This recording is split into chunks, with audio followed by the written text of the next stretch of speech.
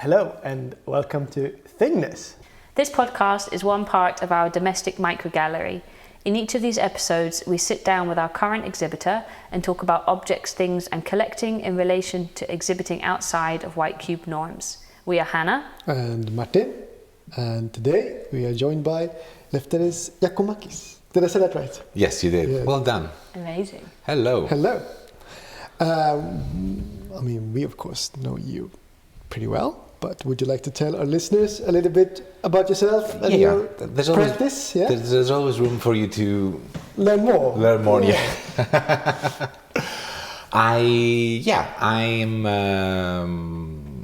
I'm an, like I said, Greek immigrant in Iceland. I'm not sure about my practice. Feel like I'm losing myself lately, but what do I do? I've studied fine arts. Started out as a painter, and the past recent years, let's say, I do comics, I write. I created Siglufjörður Comics Festival. Mm-hmm. How many years has that been now? It's the third year this year. Third year, okay. Yeah. Probably the northernmost comics festival in the world. Amazing. That's the subtitle. I think definitely. Yeah. I haven't checked, but I hope it is. And I think the other practice, let's say, I had in recent years is I drew and I draw on found rubbish, right, with trash, that I would then just leave where I found them, and they would be collected the next day or in a few days. So all these works, in quotes, are most definitely destroyed unless someone decided to save them. And I would take pictures, and if I liked the thing, maybe I would keep the picture. I did a zine at some point with pictures of those rubbish, those trash works. It's really hard to do it here, though, because here in Iceland, it was much better doing it in Athens because there's lots of rubbish around. And what were you drawing? Was it like paint or like charcoal or like what were you using? Markers. I used markers. Markers, yeah, of course. Okay. Sketch. And this. And would you draw in the place that you found it? Yeah. And then just. Next to the smelly rubbish bin or whatever. Amazing. Sometimes I'd find things like big boxes or a mattress or something. And I would sit there for as long as it took to draw, and then I would just leave it there. And then at some point, someone called, friend of a friend, not to give you all of the details, the boring details, and she caught wind of this practice, and she said, "Can I film you? I'd like to make a short movie out of it, or a short documentary out of this." And I said yes. What she didn't know back then is that when she called me, I was kind of drunk. I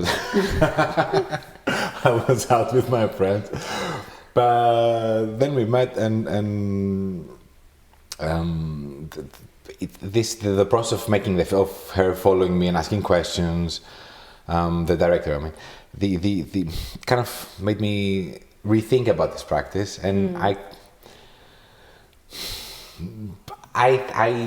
felt like I was cowarding away from what it should be, because all the drawings I can easily do. Once you start practicing, you have a really nice flow and kind of repeat the same character, or maybe you challenge it, but you add to the selection, let's say, of characters, of hands, of whatever you're doing. So what came next was I went to this abandoned hotel, half-built hotel in the island of Aegina in Greece, with some really large canvases I had, mostly from my thesis. By large, maybe the biggest one was, I think, 180 by 240. Oh yeah, that's big. Yeah, and we snuck into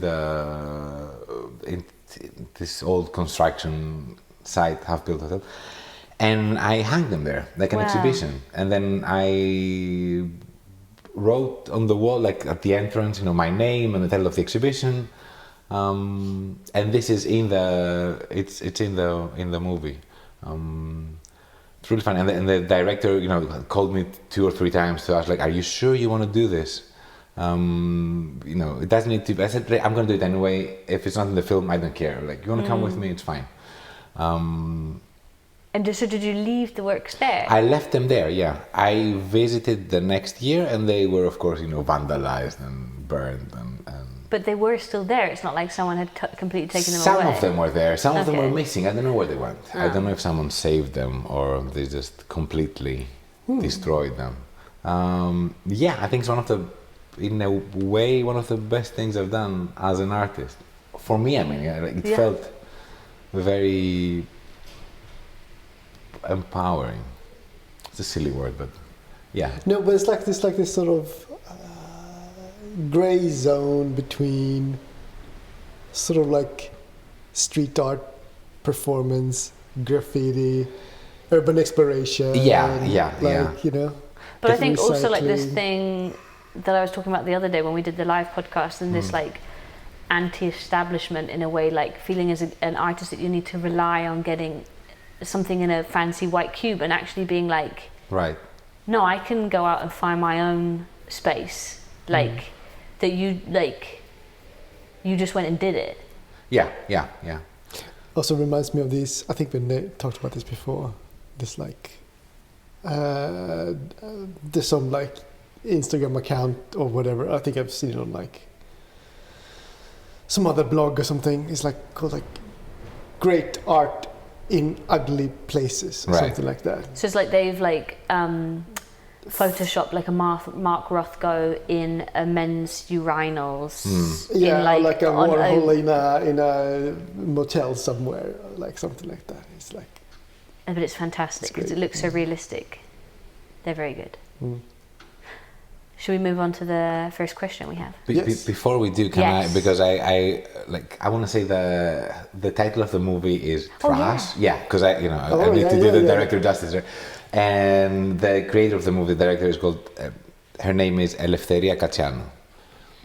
Yeah. Do you have the movie? Can we watch it? I think so, but I'd have to ask Lefteris. Yeah. Okay, that would be amazing. She'll say yes. Yeah, but this is our first entry on the bibliography. Then. This is our first bibliography entrance. There we go. Entry. Yeah. Yes. We have entered the bibliography. Yes, we have entered. Okay, but first question then. What is your relationship to objects, things, and collecting? Well, so what's the? That's a funny question, because then I would need to make the distinction between things and objects, right? Yeah. Like things would be. Are things, just things in a way, and objects have a purpose or a? I guess so, right?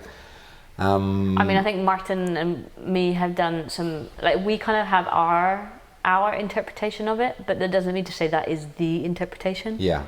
I mean, I'm sure there are several, overlaps where a thing and an object can be both. Yeah, probably. But, like, depending on who looks at it, like, who holds it. Right. Or, like, in what sense it can be either. Nor. But would you say, and I'm not debating the question, but would you say that so things are anything in a way, and objects are more like?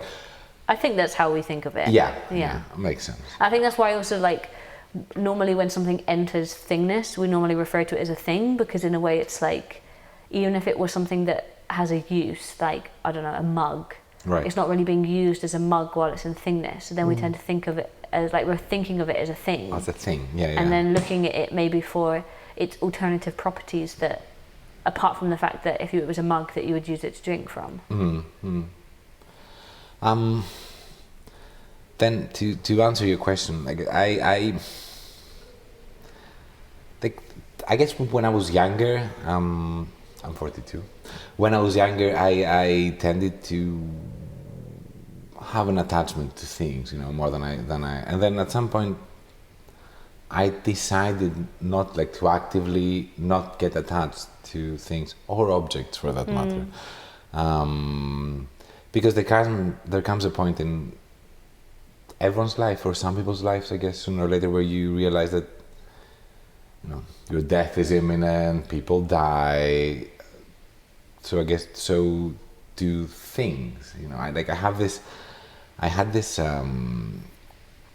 toy where you would put it's like a little like stump of a tree, right?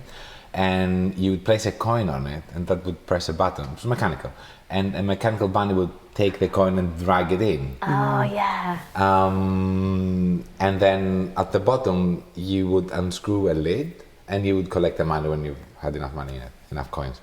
And that thing broke at some point, and my grandfather fixed it with masking tape, with a piece of tape. Then he died.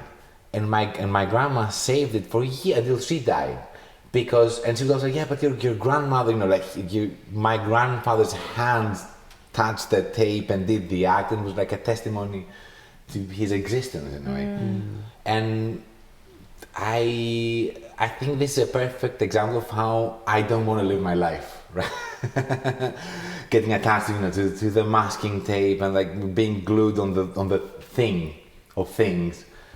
I just rather remember the person, you know, or even the pleasure that the toy gave me. But I think if you start collecting, then eventually you drown in things. Yes. Right. At least that's how I think it also has to do with like one thing that has troubled me and kind of has been in the center of my art, or what I want to do with art, is childhood, and how, like, I always had this as a child. I distinctly remember knowing that childhood would end, and this caused me great stress as a small like child. even like, you know, age 7 or something. Yeah, Really? yeah. I think that my parents broke up when I was 5, and I think this was probably the first realization of, like, you know, Things end. Things end, and how is it in Buddhism? They say like the world is on fire. You know, like everything changes. There's constant change. So what's the point of getting too attached on things, at least, or situations? I mean, I guess that's quite a Buddhist thing, isn't it? Non-attachment. Yeah. Even though I'm not a Buddhist, and there's lots of things in our house. But then also, like, speaking of like change and childhood, like, you know, it's like one of the most coveted things that you kind of like chase as an artist. It's like, you know, regaining or like reclaiming your child's eyes, right, to be able to see the world anew at every turn. And it's rare, I think, to have that. But it's also like, you know, you kind of like,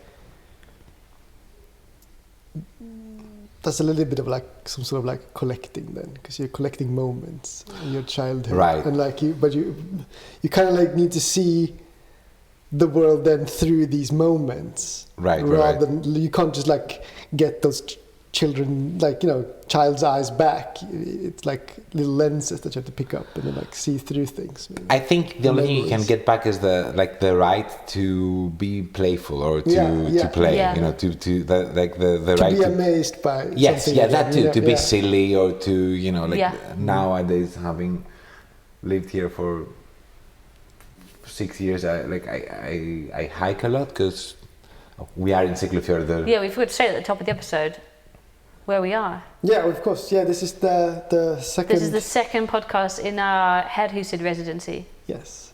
So we're in Iceland. First proper exhibition. Yeah.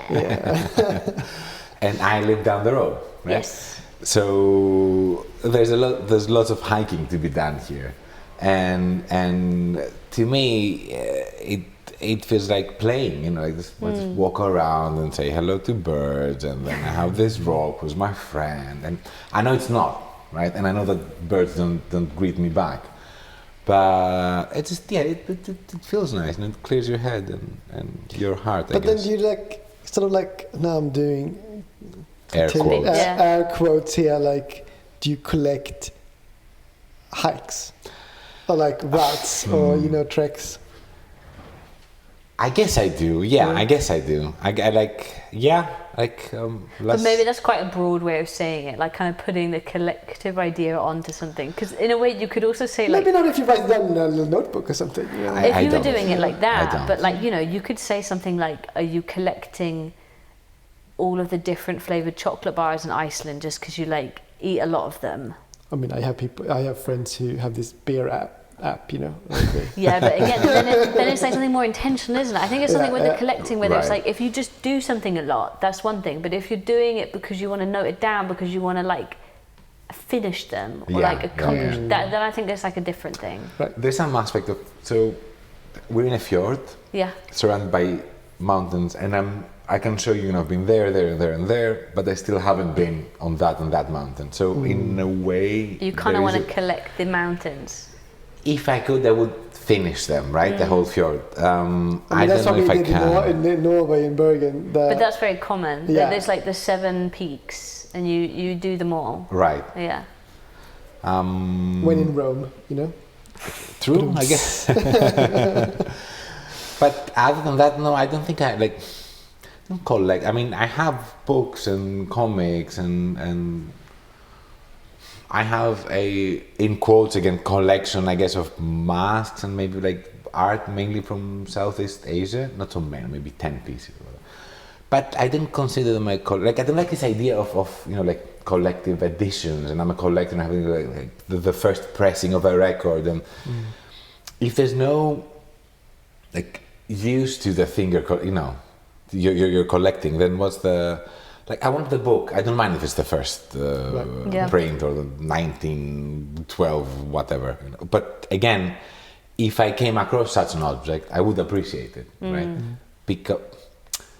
But not because it's rare. Maybe because it has certain qualities. I get like aesthetic qualities that you cannot produce, but kind of like come from the era when it's from, and also because it has collected time and like readers. Yeah.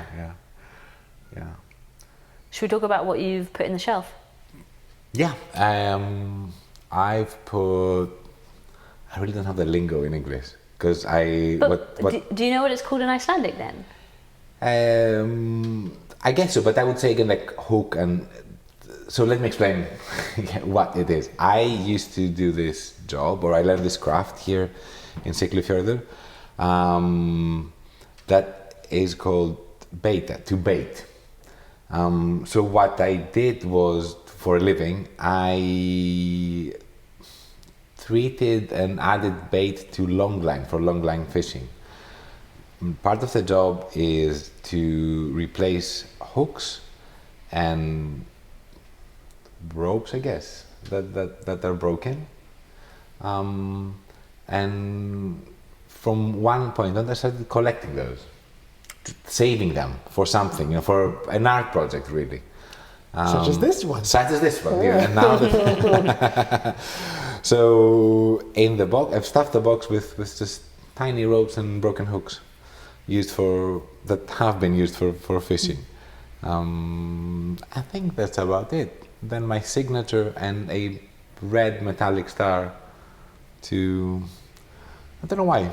Where did you get the star from? Do you remember? The star is from, so I came across this like Soviet looking not woolen, more like fair hat. Oh yeah. At the charity shop here. And I took it from there, yeah. I was thinking when you were saying, I mean, because all of these are ones that you've collected from, like, a boat that you worked on, right? So from long line I treated for another fisherman. Oh, okay, yeah. So then technically your hand has gone over every single one of these ropes. Yeah. Which I think is really interesting. Like, I did a project for many years back where I was working with knitting and like crocheting and thinking about the fact that in a way you kind of build this thing together and every single part of that line or like rope has passed through your hands. Right. And there's just something I feel like about when you see it all like together and you see the amount that it is in the shelf, and then you think about that, like how many kilometers in a way has passed through your hand. It's, I don't know, there's something about that kind of mass of it that I think is really interesting. True. Plus, like these tiny objects in Thingness right now, they there's more. I mean, it wasn't just my hands. Then they were used for like they went in the sea. Caught fish, were covered in blood. You know, the fisherman dragged them out of the sea again, brought them back to me. I treated them, went back in. So I guess they have their own story. And we should add to that I think this is only the second. Is it the second? I know it's definitely a second, maybe a third exhibition that we have where there's a smell to it. I can't quite describe what the smell is. In a way, it's kind of like a smoky smell. Tar, yeah, maybe it's tar. And it's just like, so like when you go up to the rope, it's like you feel this kind of old smell. The only other exhibition I can think of that we had where that was really apparent was Johanna's, where she had the rose petals, dried rose petals in the vases. The soaps as well. The soaps as well. Yeah, that's true. I think it's just something where, like, you know, you think of art as being something that's so visually connective. But I think that was maybe something why it was interesting about this thing passing through your hands. That in a way, it's like that this attracts more of my senses. Right. You know, I'm thinking about how it has touched your hand, and it has this strong smell, and it's something to look at. And like also when you first put them up, when you stood back, like from where I'm seated now, it just is kind of this like blur of like bluey grey. But when you go up, there's so many different colours in there. And it's like, there's like yellows and whites and hue that they go really well with the new wood of the portable Thingness box, you know. But I mean, I guess now I'm speaking more about it from this like more aesthetic side, you know, the material. But I think it's just interesting to think about how much of those colours and stuff have come through its weathering and its use, you know, and how much has the sea affected the colouring of it, which is very, you know, that's where the colours come from in a way. They're all the same blue in the beginning. They are. I was about to say, is it just like a few ranges of blues? But no, it really is all the same. So it's almost like some sort of like timekeeping device as well. I guess so. Yeah. I have two visual references that I immediately think of. Like one part is like this tangle, you know. So it looks like one of these almost like, you know, puzzle games, or like labyrinths or whatever. Like you have to like.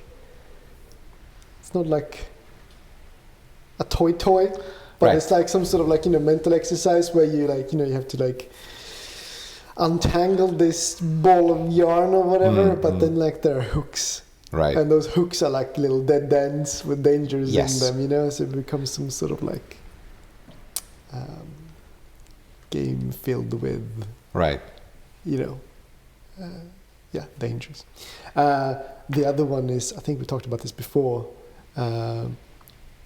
also like sort of sea-based, because there's like a few of these island nations in the Pacifics, and they keep all of their like record-keeping histories and like some of the like way of like writing systems in these like knotted ropes. Wow. You know, so that reminded me a little bit of that. It was just like some kind of like, you know, Tower of Babel version of like an island nation's ropes, just like in a tangle, you know. True. Yeah.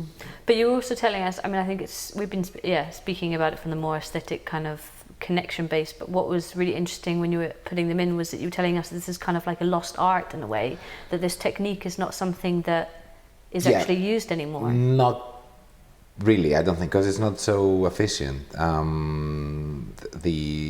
So how things like baiting long line and treating long line like that is not really used anymore. I claim, I mean, I think it was probably the last person who did it here in Siglufjörður.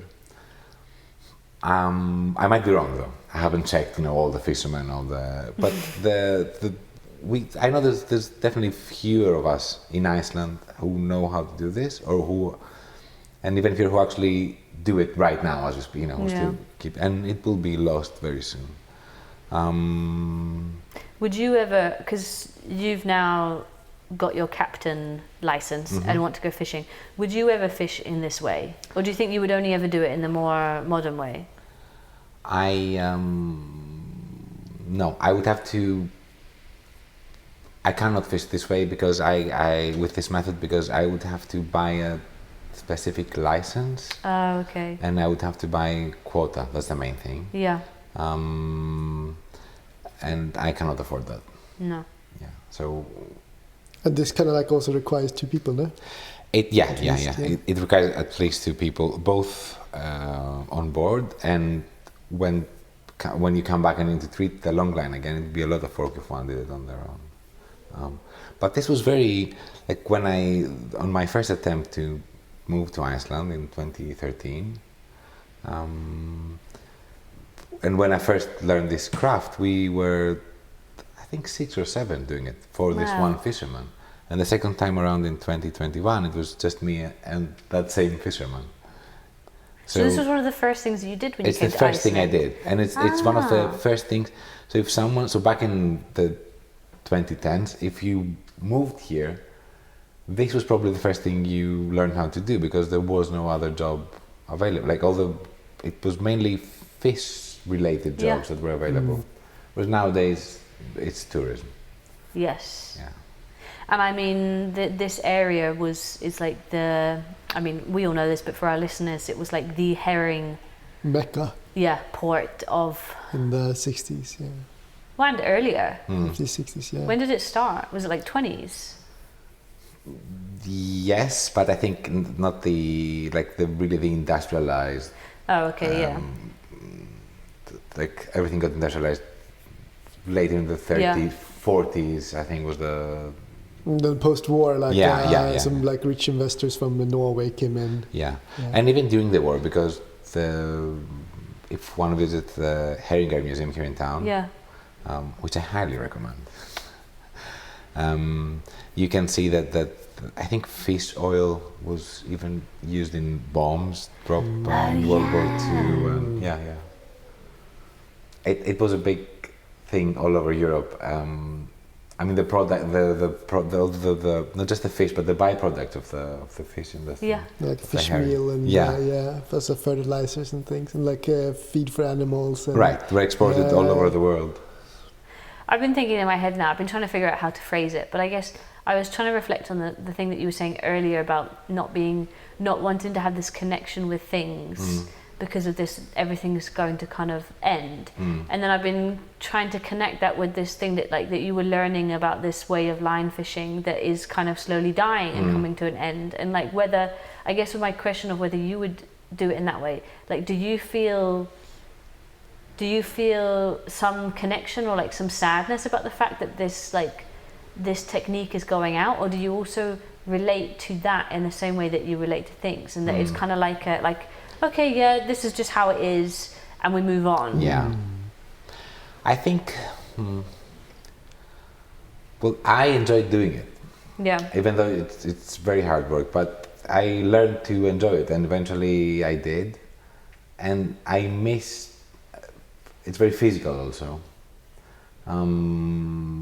It's like this, very tiring and dangerous dance that you do in a cold room with others, and so I definitely missed doing it, but at the end of the day, what can you do? I think it saddens me a bit, because this going away is in my head symbolic of how the country is changing. And how, back in the day, fishing was the main industry, and now we rely heavily on tourism. That's the biggest industry in Iceland at the moment, and this has there's consequences on our everyday lives, on our lifestyle, and everything. And I miss this old Iceland, I guess. But I mean, I sound really stupid saying this, though. You know, like I can hear myself saying, like, okay, but then what I think of old Iceland, you know, was modern to someone else who basically even older. So okay, maybe, you know, like I don't enjoy now the buses coming to town and whatnot, and the cruise ships, but what can you do? You can't turn time back. You know, it's not like they're not committing a crime. It's funny, I read this thing on, I think it was Vice on Instagram yesterday, that was talking about how there's already people who are mourning old AI. Right. Because feeling the way... nostalgic for like the... Which is only like, what, 4 years ago? Yeah. Because the speed at which AI is developing and changing is just insane when we think about how much technology, how long it's taken up till now for technology to develop. And that people are kind of mourning the original AI images where there were glitches and weirdness happening and something that was like unique to this AI kind of way of creating an image. That we all kind of found really fascinating, and that now the AI creates images just like insanely perfectly and we can't tell what's real and what's not anymore. That people are mourning this, but I can't remember what the term was, but it was this term of accelerated mourning, or like this mourning of something that's so recent, that's just a couple years ago, so that it's like in a way the time has shifted so quickly. And I mean I thought it was funny when you were... I'm gonna have to try and look it up. Yeah, when your nephew was like, "Oh, we have bought a classic car." I was like, "Oh, really?" I was like, "Oh, no, it's just like a Volvo." Like, but it was a Volvo from like the 80s, wasn't it? No, from when I was a kid. I was like, "Oh, no, it's just a car." Yeah, that's where I am from. That's as old as me. That's so funny. I was trying to find this thing on Vice, and I typed in Volvo just now because you're talking about Volvos. Here we go. It is called nostalgia compression, which is what happens when the distance between today and some venerated past gets smaller and smaller. So this idea that, you know, you're speaking about old Iceland, but for you that's... I'm battling it. I'm battling this thing because it's kind of silly. Like, you can do the old thing if you want. Like, you can use the old AI, most probably, I'm guessing. You know, you can reproduce these images. Exactly. Right? Like, people miss, I don't know, all the old internet and the old this and the old that. Like, just go ahead and do it. You know, it's fine. No one, I don't know. It's the same thing with language. People are like talking about how like Icelandic is losing to English, for example, like with all the loan words, and they're losing little words. But it's like the words aren't gone. You're just not using them. And for a language to be alive, it needs to keep evolving. Yeah. You know. Or like, if there's no need to have all these words for things that are no longer there. But then I guess if you're forgetting what those words are, then maybe you're forgetting your history and your heritage. I mean, there's a lot of things where it's like saying how important it is to remember our history, so that we remember, for instance, not to do certain things that were done badly in the past, you know? So it's also this kind of, I guess it's like this balance of, and I guess this speaks a lot to religion, this balance of trying to move with the current day and actually accept how we are and not think that we need to live in the past, but like not completely forgetting our past so that we don't, I don't know, we don't keep becoming better or like keep developing or, I think, well, two things. One is that, like there's certain aspects in language that can be, for example, racist, right? But if you eliminate them, then you won't remember that people used to be racist and make sure, you know, that you're not, if this is something you care about, which you should.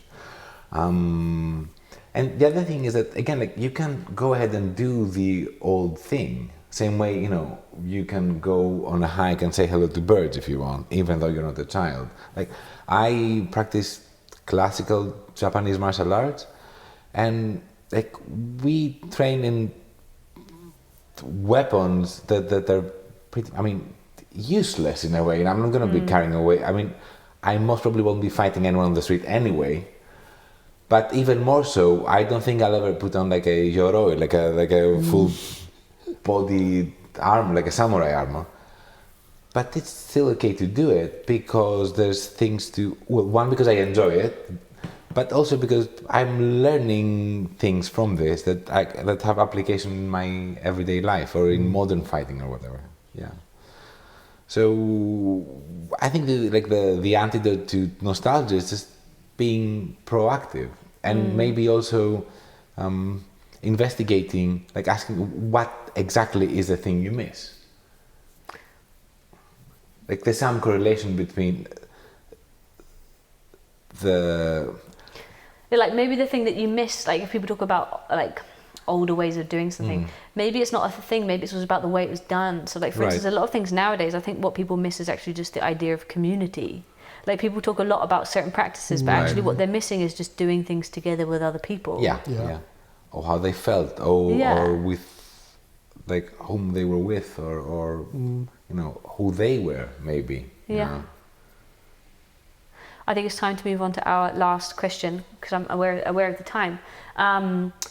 So we ask our guests if they have anything that they want to add to our bibliography. So is there anything that you would like to add to the Thingness bibliography? Shamelessly, I will shamelessly add my partner's, my wife's latest project.